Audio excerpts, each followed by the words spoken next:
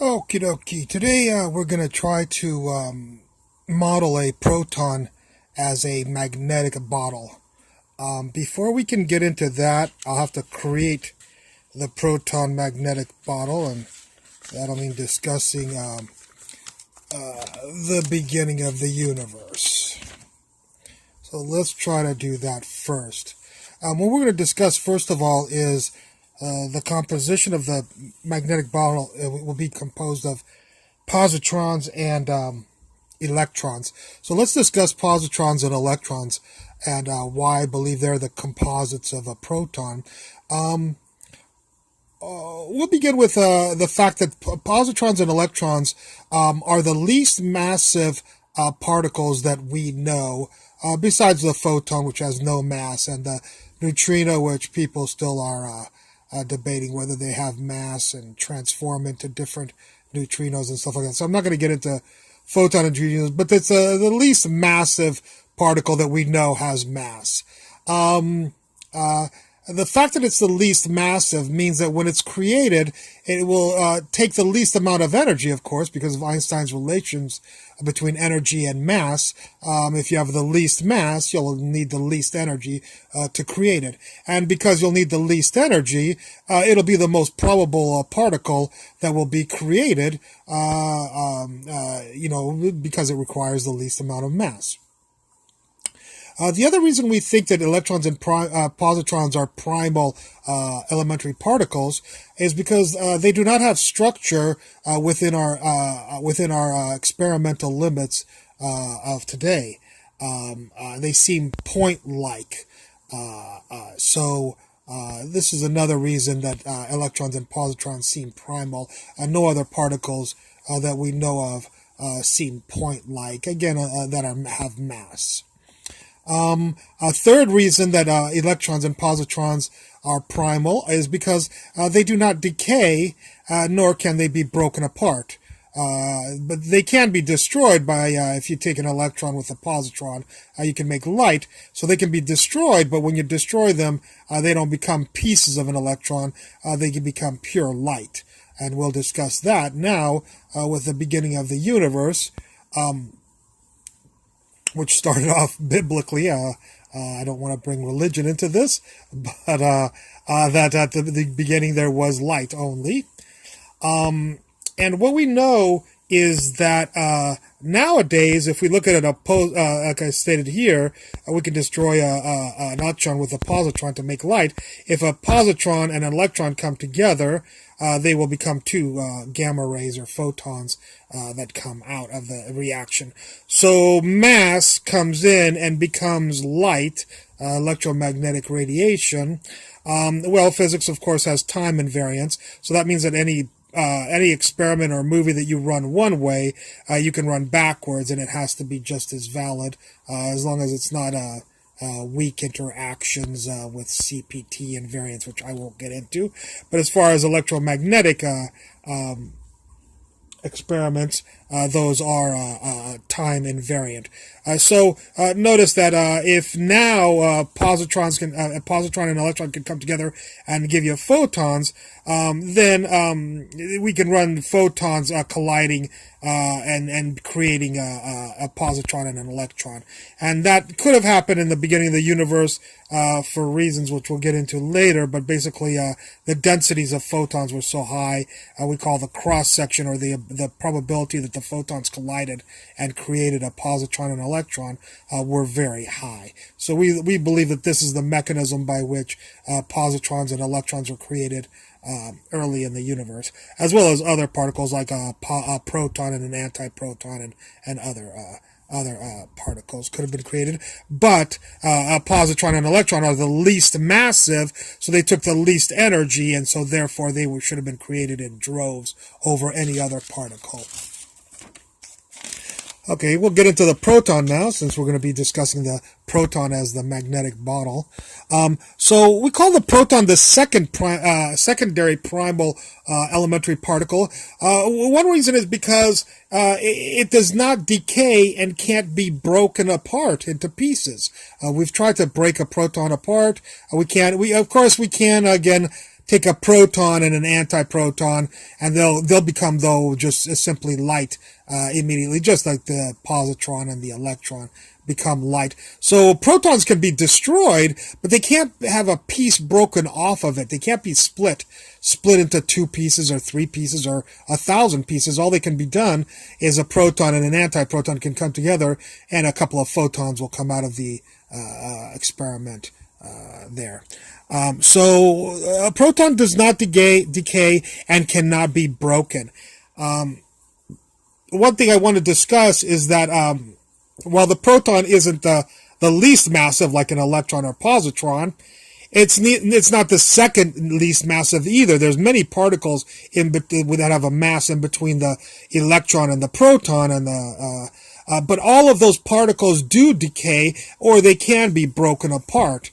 So that's why those particles are not primal. We consider the proton, even though it's so massive, to be primal because it does not decay as far as we know within experimental limits, and it cannot be broken apart into pieces. However, unlike the electron, the proton does have structure. We've done deep elastic collisions with electrons into protons, and we see that it's not one solid ball. It's not a point-like object. It has pieces that move around inside of the proton.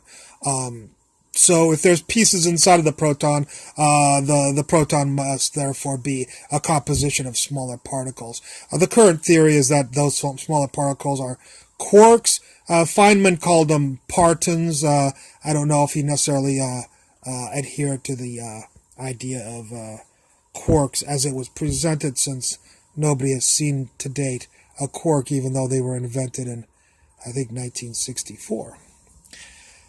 My theory, I hope, is simpler that I'm about to show you with a proton magnetic bottle. We'll see if my theory is simpler and logical and solves the matter and antimatter problem. Okay, so let's take a quick look at again the short history of the universe, as we will. We had at the beginning of the universe, we had a lot of photons created. I'm not going to get into why or how. We just know that there were a lot of photons, or that makes a lot of sense that would be. There's a high density of photons, light, because the universe supposedly was very small back then and expanded to a very large universe like it is today. Since the density was high of the photons, we said that the photon had a large cross-section, which means there was a high probability that these photons would collide. And as we've discussed before, now hopefully this will be able to make a little sense, 2 gamma photons with such high density of gamma photons in the beginning of the universe may have come together and created a positron and an electron, and of course billions of other positrons and electrons, and maybe even some more heavier particles. But again, these are the lightest particles, so they have the highest probability of being created, and they're the simplest particles. So these would have been created in droves. So I've drawn a few of the positrons and the electrons in a little universe here. Of course, there wasn't 3, of course. There was billions and billions. But I'm just showing you 3 of them. And what I want to show you is how these things probably could have come together, you know, with millions of interactions. Of course, most of the time, a positron and electron came together, and there's just, 2 photons made a positron and electron. Then the positron and electron flew apart, and then came back together or collided with other positrons and electrons. And so this negative is an electron, positive is a positron. They might have come together and just made 2 photons again. But every once in a while, what could have happened was these things have magnetic moments. I'm sorry, I didn't discuss that before, that electrons and positrons have magnetic moments. They're like little magnets. And I've shown you that if a positron spins this way, if it spins this way, by the right-hand rule in physics, the magnetic moment will point in this direction. And if a negative spins this way, we use the left hand instead of the right hand rule for a negative particle, and the magnetic moment will point up here. And here's another positron, just like this one, and it's spinning around this way. And by the right hand rule, the magnetic moment, sorry, I didn't write that in there. The magnetic moment of the positron is that. magnetic moment of the electron is there, and the positron is there. I wanted to show you these magnets because these are all north. North goes this way, north goes this way, north goes this way. There's billions of interactions here, trillions, quadrillions, and billions of interactions that occurred here. And what could have happened in some of those interactions is, just like any other magnets, if you put a north here, if this moves, if this negative moves right here, it will line up, and then this one might come over here on the bottom of this. So you have a magnetic moment north to south this way. This one comes over here, and you have a north and south this way. And then this one comes on the bottom and underneath the negative, and it goes this way. So basically what I'm trying to say is you have this positive guy, you have spinning around this way. You have this negative guy with a magnetic moment lining up this way. And you have this positive guy right here spinning this way with a magnetic moment up this way. And so the magnetic moments will all line up, which will tend to attract these things. What will also attract these, the negative will be attracted, of course, to the positive, and the positive will be attracted to the negative. The two positive positrons will be repelling each other, but because the negative is in between, we'll see later on how it will attract these two together along with the magnetic forces attracting together. So there's two qualities that attract these three particles together. Their magnetic moments line up, and the electric forces between this and this and this and this will tend to be will be attractive, and these two positives are further, so the repulsive forces here will be weaker than the attractive positive and negative forces here. So I just want to show you that really quickly. We're going to get into more detailed picture here in the next page to show you. And so here I've shown you the, here's the positron, here's the electron, and here's the positron, all with them spinning. The magnetic moments are going this way, so all the magnets are lined up just like when you were a kid playing with magnets. If you line them up, they'll all be very tough to pull apart. And of course, the negative will be pulling the positive this way, and the negative will pull the positive this way. This positive will push that positive away, but because the negative is closer to the positive, the negative will pull 4 times stronger, actually, if these distances are equal. The negative will pull 4 times stronger, this positive 4 times stronger than this positive repels. So we can say 4 newtons for every 1 newton. So obviously the 4 newtons will win out. So this guy will not fly away because this guy is pushing him away, because this guy will be pulling him a lot stronger. So anyways, there's the positron, there's the electron, there's the positron, all lined up. And you might say, well, why doesn't this annihilate with this to give you 2 photons? Well, this guy will be pulling this guy, so this will not allow this negative to get together with this positive, and this positive will not allow this negative to get with this positive. So no, these two are they won't come close enough here because of the electrostatic forces to annihilate each other. Okay? As well as the spins here may have something to do with that also. Let's talk about the spins of these particles. This one is spinning this way, which we say the spin then goes to the right. This one is spinning this way, so it's spinning the opposite, so it spins the other way. And then this one is spinning the same as this one, and so the spin goes this way. The spins of the positrons and electrons are both a half, but this one is, we say positive a half, and we'll call this one negative a half, and this positive a half. And so if we add up the spins of the 3 particles, 1 half minus a half plus a half will give you a half, and that's actually the actual spin of a proton. Given by the rest of the world. We're going to look at 2 scenarios for what's called magnetic bottleneck, which I'll talk about, and that is that because these magnetic moments are like this, this will create a magnetic field which will come through inside the inside the rings here. This will also create a magnetic field in the same direction, and this will create a magnetic field in the same direction. So we'll see that. We'll assume for one case that the magnetic field actually gets smaller, goes in and then comes out like this, and one where it's bigger, which is what you see a lot of magnetic bottles. If you look up magnetic bottles, most of them, this is the B field that we'll be discussing in just a second.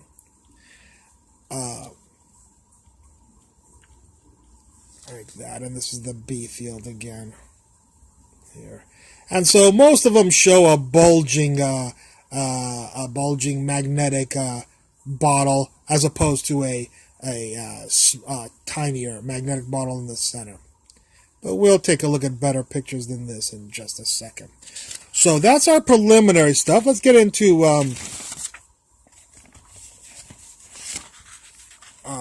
our magnetic bottles. We'll take this one first. Again, this is the front and this is the back, so this is into the page. So when you have spinning like this, a positive spinning like this, it will create a magnetic field inside the loop that goes from left to right. It'll go this way. So I've denoted that with a magnetic field.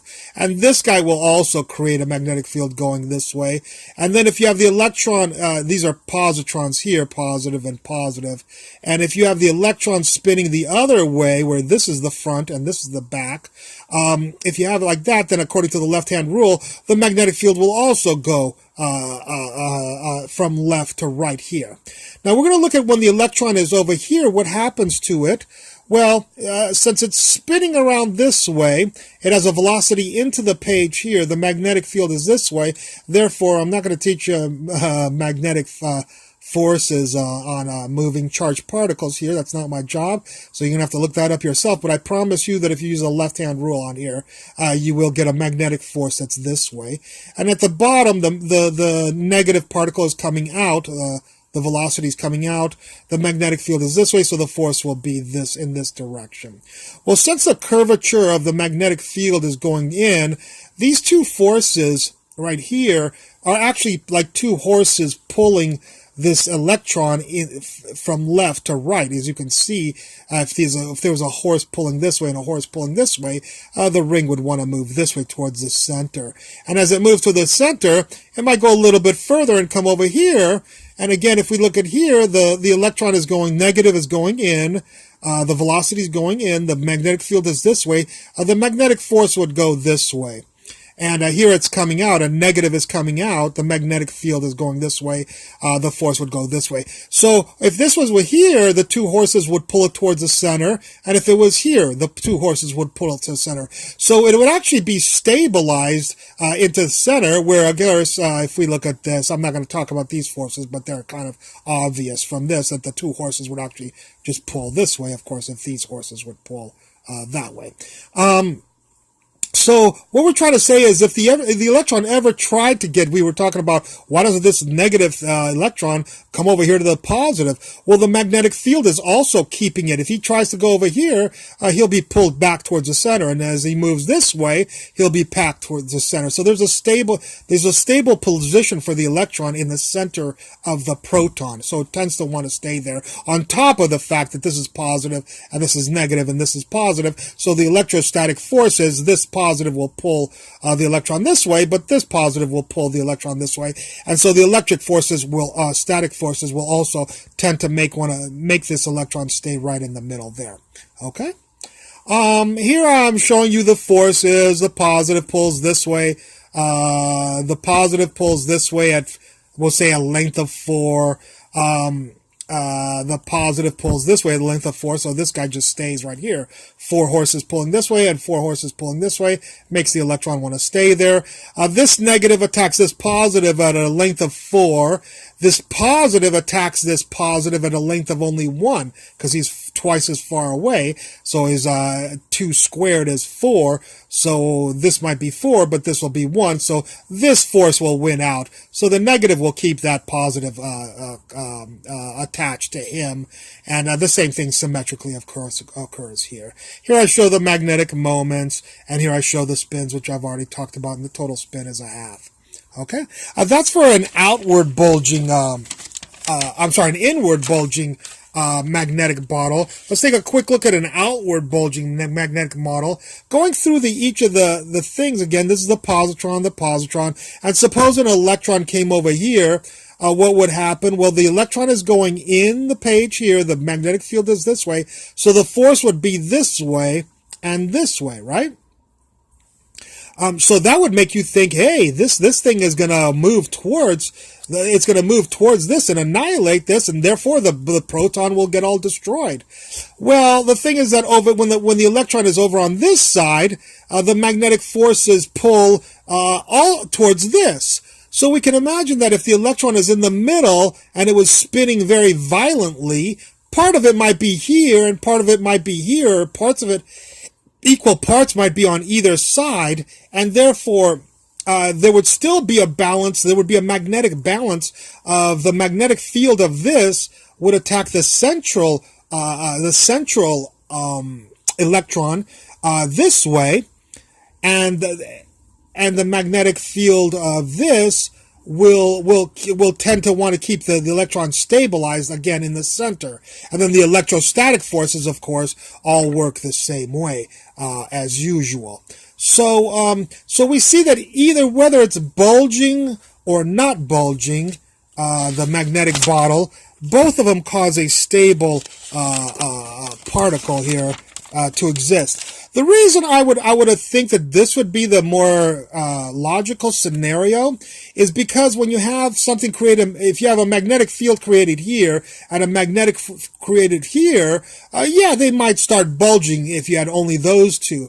But if you have a central one, the field lines wouldn't want to go this way. The field lines would want to go through the ring of the other creating left to right creating magnetic field of the electron. Okay, so that's my theory on the visualizing the proton as a magnetic bottle. I'm sorry it took 22 minutes to do that, but hopefully it was interesting enough for you guys.